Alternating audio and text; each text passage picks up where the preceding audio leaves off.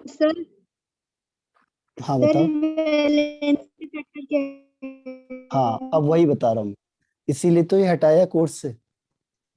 ठीक है, उनको लगा कि ये टफ पड़ेगा सबके लिए, लेकिन ये आता है।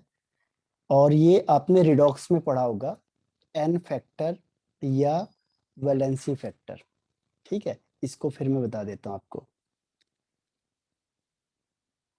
तो एन फैक्टर या वैलेंसी फैक्टर होता क्या है कि जो ये एसिड के लिए, जैसे एसिड के लिए हम देखते हैं उसकी बेसिसिटी, यानी कितने H प्लस वो रिमूव कर रहा है। जैसे HCl है, ये एक H को रिमूव करेगा, H प्लस और Cl माइनस, तो इसका एन फैक्टर 1 हो जाएगा। यानी जितने हाइड्रोजन वो डिस्प्लेस करता है या रिप्लेस करता है, number of replaceable hydrogen atom पर एटम। ठीक है, पर एटम या पर मॉलिक्यूल, एक मॉलिक्यूल के बेस पे। अगर मैंने कहा H2SO4, H के 2 निकलेंगे यहां से बाहर, तो इसका मतलब इसका एन फैक्टर 2 हो जाएगा, 2 एन फैक्टर।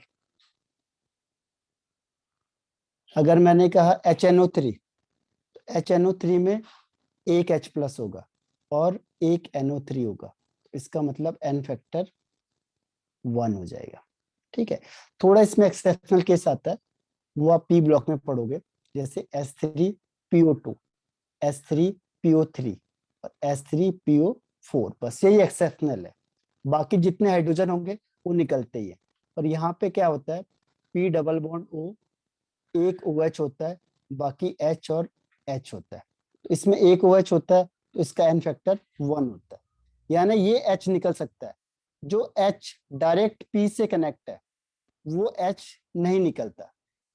ठीक है, तो जो रिप्लेसेबल है, जिसको आप हटा सकते हो, वही H काउंट होगा। तो इसमें एक ही H काउंट होता है। S3PO2 में एक होगा एन फैक्टर। S3PO3 में क्या होता है, एक तो डबल बॉन्ड O होगा ही होगा, देखो ये फिक्स है। अब कितने बच गए O, 2, और H कितने बच गए, 3, एक O दूसरा O, 2 बच गए, 3 H बच गए, तो एक H, एक H, जो भी O बचेगा उसमें H लग जाएगा, और जितने H बचेंगे वो डायरेक्ट P से कनेक्ट हो जाएंगे।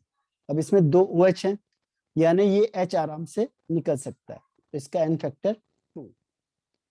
ये तीसरा केस है, इसमें P डबल बॉन्ड O, ये तो होगा ही होगा।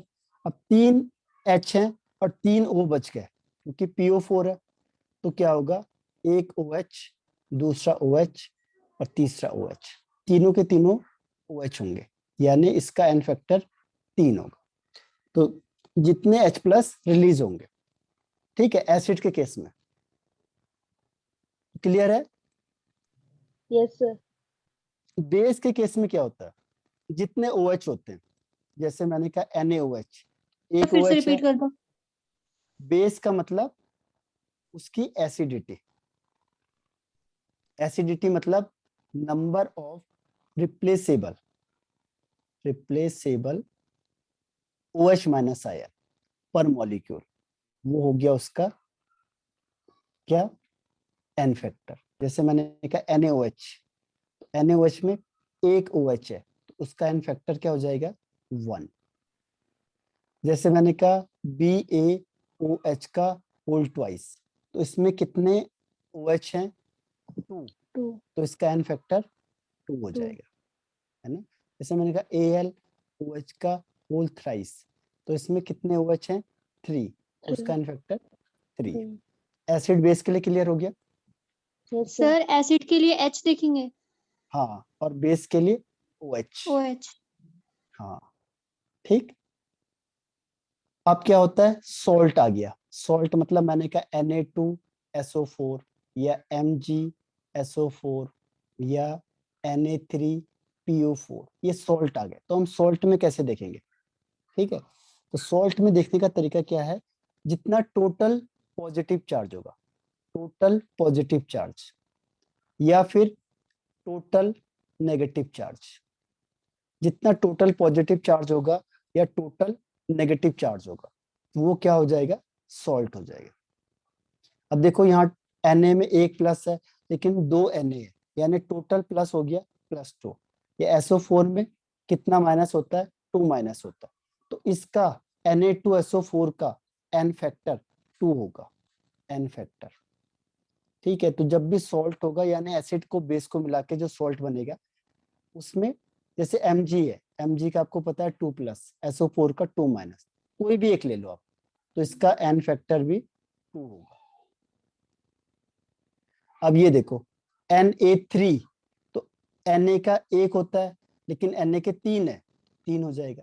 PO4 3-, तो ओवरऑल n फैक्टर 3 हो जाएगा।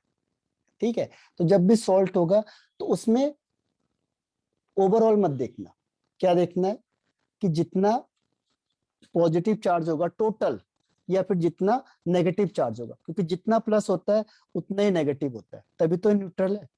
ठीक है, तो जितना प्लस होगा उतना ही नेगेटिव होगा। तो अगर आपको एक भी दिख गया तो वही आपका आंसर है। अगर आप प्लस देखोगे तो भी आंसर सही है, माइनस देखोगे तो भी आंसर सही है। तो ये सॉल्ट भी क्लियर हो गया एन फैक्टर में। Yes sir, yes sir. अब देखो, अगर कोई आयंस में है, जैसे मैंने कहा Fe2+ या Al3+ या Hg2+, तो जितना इसका आयंस है वही उसका एन फैक्टर हो जाएगा। इसका 2, इसमें 3, इसमें 2। ठीक है, यह इसका एन फैक्टर हो जाएगा।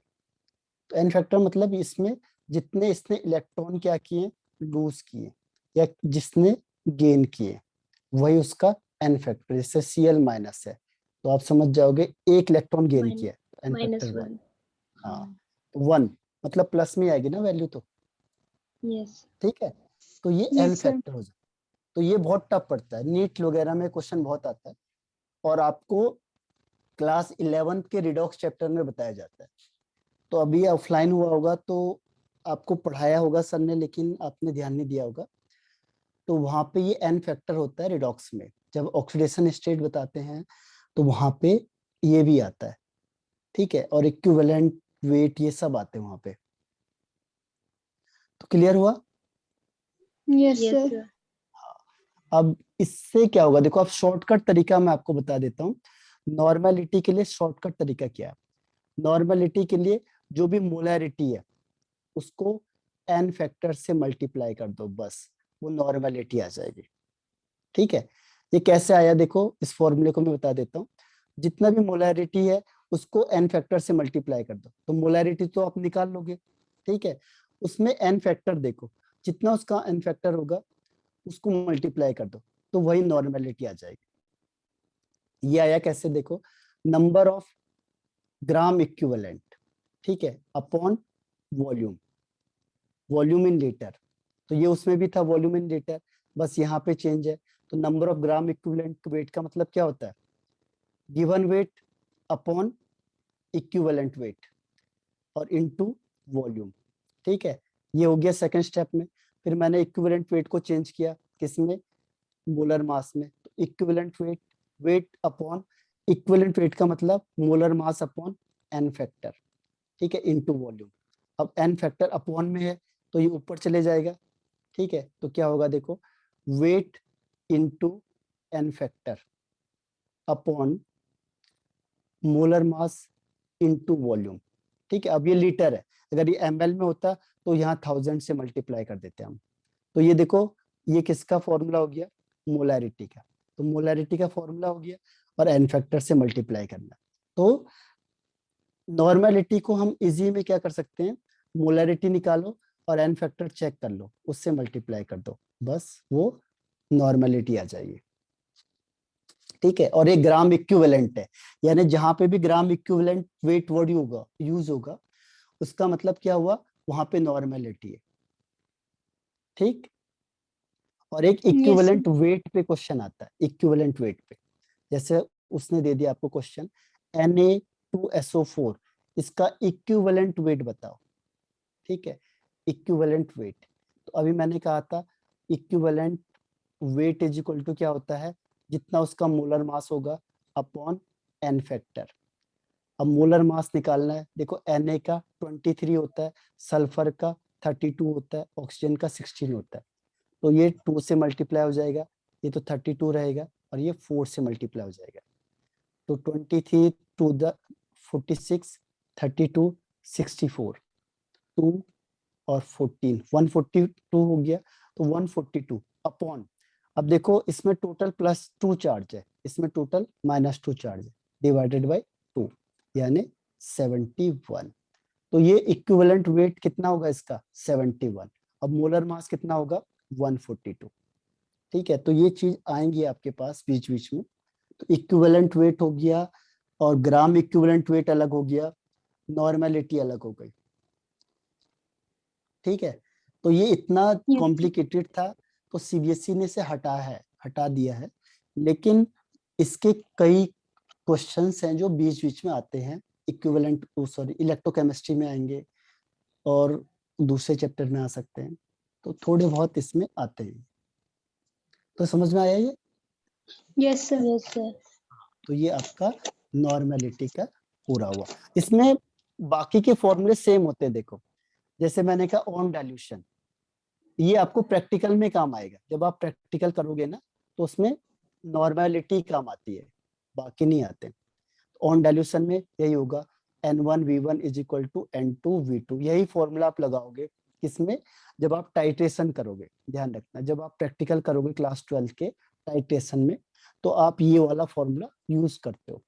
इसमें सपोज करो इसकी नॉर्मेलिटी N1 है, इसकी V1 सर है, स्मॉल एन ले सकता है? नहीं, कैपिटल N। आप इसमें वाटर मिलाओगे या डाइल्यूट करोगे, तो अब ये क्या हो जाएगा N2 हो जाएगा, और ये स्मॉल n होता है नंबर ऑफ मोल्स के लिए, जैसे मैंने कहा स्मॉल n ले लिया, तो ये क्या हो जाएगा नंबर ऑफ मोल्स। कहा था ना हमने अभी, number of moles small n, yes sir. Small n होगा sir. तो नंबर ऑफ मोल्स, और कैपिटल N हो गया तो नॉर्मेलिटी। अब जब आप इन दोनों को मिक्सअप करोगे, मतलब वाटर को इसमें मिक्स किया, तो क्या होगा, ये डाइल्यूट हो जाएगा। ठीक है, डाइल्यूट हो जाएगा तो क्या होगा, इसकी नॉर्मेलिटी चेंज हो जाएगी। तो यहाँ पे फॉर्मूला होता है N1V1 = N2V2, तो इसी को परफेक्ट माना हुआ है। अगर आप मोलैरिटी वाला करोगे तो वो ज्यादा अच्छा फॉर्मूला नहीं मानते, क्योंकि इसमें n फैक्टर भी आ जाता है। ठीक है, तो ये एक्यूरेट फॉर्मूला है, और इसी को आपने यूज करना है कहाँ पे, प्रैक्टिकल में। ठीक है, यस सर। हाँ, तो जब भी आप टाइट्रेशन करोगे तो आपको ध्यान रखना है कि ये वाला फॉर्मूला आप लगाओगे। इसमें क्या होता है, एक की नोन कंसंट्रेशन आपको दी होती है और एक होता है अननोन। टाइट्रेशन किया आपने 11th में? No sir. No sir. बता दूंगा मैं आपको प्रैक्टिकल भी। तो इसमें क्या है, एक नोन होता है, जैसे मैंने कहा कि एक सॉल्यूशन ले लिया, उसका 0.5 n आपने सॉल्यूशन बनाया और उसको 1 लीटर में बना दिया, तो आपका ये सॉल्यूशन हो गया। अब आपने एक अननोन है, इसको बताना है, तो फिर हम टाइट्रेशन करते हैं और वहां से हम ये वॉल्यूम निकालते हैं। तो सपोज करो ये वॉल्यूम आ गया आपका 20 ml। ठीक है, इस फॉर्मूले में रखने के बाद आपको नॉर्मेलिटी निकलनी या फिर मोलैरिटी निकालनी, तो मोलैरिटी निकल जाएगी। मोलैरिटी इक्वल टू क्या हो जाएगा, n फैक्टर को मल्टीप्लाई करना पड़ेगा, वो जरूरी है। ठीक है, M1V1 से करोगे तो गलत हो जाएगा आपका आंसर पहले ही। ठीक, मैं पहले बता रहा हूँ, इसीलिए ठीक कि आपने नॉर्मेलिटी पढ़ ली, क्योंकि ये ही परफेक्ट फॉर्मूला है। ठीक है, आपको क्वेश्चन देगा मोलैरिटी में। हाँ देखो, जैसे वो कहेगा कि एक सॉल्यूशन है, इसकी मोलैरिटी है 0.5 m और ये H2SO4 है सपोज। ठीक है, और एक अननोन दे दिया आपको, बेस दे दिया NaOH, वो बोलेगा कि बताओ अब मैंने इसमें कितना NaOH डाला। ठीक है, दोनों से मिलके सॉल्यूशन बना दिया, तो उसकी मोलैरिटी कितनी होगी। तो अगर आपने इसे M1V1 प्लस = M2V2 से किया तो गलत हो जाएगा। ठीक है, इसमें आपको यूज करना पड़ेगा N1V1 = N2V2। अब H2SO4 है, इसकी मोलैरिटी 0.5 है, 0.5 इंटू n फैक्टर, इसमें 2 है, 2 हो जाएगा। जितना आप वॉल्यूम बनाओगे, आपने 1 लीटर में बनाया तो 1 ले लो। इसके बाद ये कितना यूज हुआ वो आप सर क्योंकि इसमें वॉल्यूम गिवन नहीं होगा।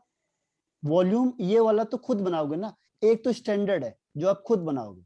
आप प्रैक्टिकल में जैसे उन्होंने कहा कि KMNO का बनाओ या ऑक्जेलिक एसिड का बनाओ, ठीक है, तो वो आप खुद बनाओगे, तो उसको पता होना चाहिए आपको कि इसमें इतना मोलैरिटी लिया हमने और इतना वॉल्यूम सॉल्यूशन बनाया, वो तो आपको पता होगा। एक नोन है, मतलब एक अननोन होगा कि NaOH या KMNO4 आपके पास होता है।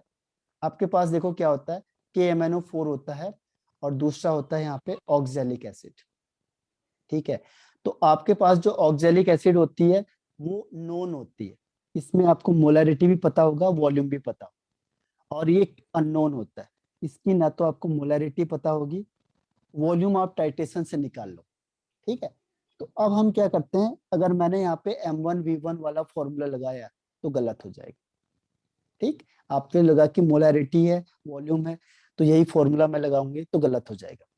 इसमें हम लगाते हैं नॉर्मेलिटी वाला।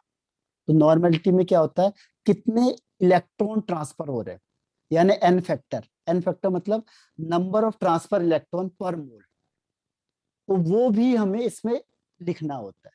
तो इसका मतलब इसको एक्सटेंड करेंगे तो क्या होगा, देखो इसको एक्सटेंड करेंगे तो n factor into M1 into V1 is equal to फिर n factor into M2 into V2, ठीक है। अब ये एन फैक्टर जैसे आपने KMNO4 का लिया, तो सपोज इसका एन फैक्टर है +5 या 7, तो आप यहाँ लिख दोगे, ये 5 है, चलो तो 5 आ गया।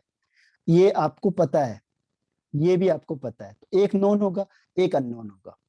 अननोन में ये अननोन होगा, वॉल्यूम आप पता कर लोगे, और एन फैक्टर तो आप देख के पता ही लोगे। जैसे ऑक्जेलिक एसिड है, ऑक्जेलिक एसिड के लिए एन फैक्टर 2 होता है, ठीक है, ये आपको निकालना है। और वॉल्यूम कितना यूज हुआ, 50 ml हुआ तो 50 ले लिया, ये टाइट्रेशन से निकल जाता है। अब बाकी आप ये अननोन को किससे निकालोगे, फॉर्मूले से, ठीक है। और आपने M1V1 किया तो गलत हो जाएगी। क्लियर है? सर गलत कैसे होगा इसमें? गलत इसलिए होगा क्योंकि इलेक्ट्रॉन जो ट्रांसफर हो रहे हैं वो भी तो मैटर करते हैं। सर वहां पे लिखा होगा फिर कि हमें ये किस मेथड से निकालना है। नहीं, वो, हाँ, ये अंडरस्टूड होता है, वो टीचर बताएगा ना आपको कि ये देखो इस मेथड से करना है आपको, ठीक है। जब आप प्रैक्टिकल बुक में देखोगे तो लिखा होगा उसमें सर ये बस N1V1। प्रैक्टिकल में यूज होता है? हाँ, ज्यादातर प्रैक्टिकल में यूज होता है। एग्जाम में देंगे तो वहां पे लिखा एग्जाम होगा ये में, नॉर्मेलिटी के लिए करो। हाँ एग्जाम में नहीं आएगी नॉर्मेलिटी के, लेकिन बीच बीच में कई बार आ जाता है ये पॉइंट। डायरेक्ट नॉर्मेलिटी नहीं आती है, लेकिन इनडायरेक्ट में कई बार पूछ लेता हूँ।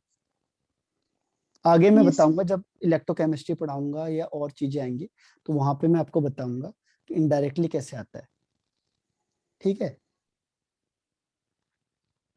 क्लियर? Yes sir.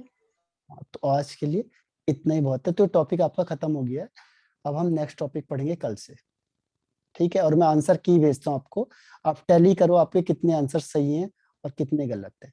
जो डाउट है उसे पूछने के लिए रखो मेरे को, फिर मैं बताऊंगा आपको, ठीक है। Yes sir. तो मैं ऑफ कर दूं meeting? Yes sir, thank you sir. ठीक है, bye bye. Thank you sir, have a nice day. Thank you.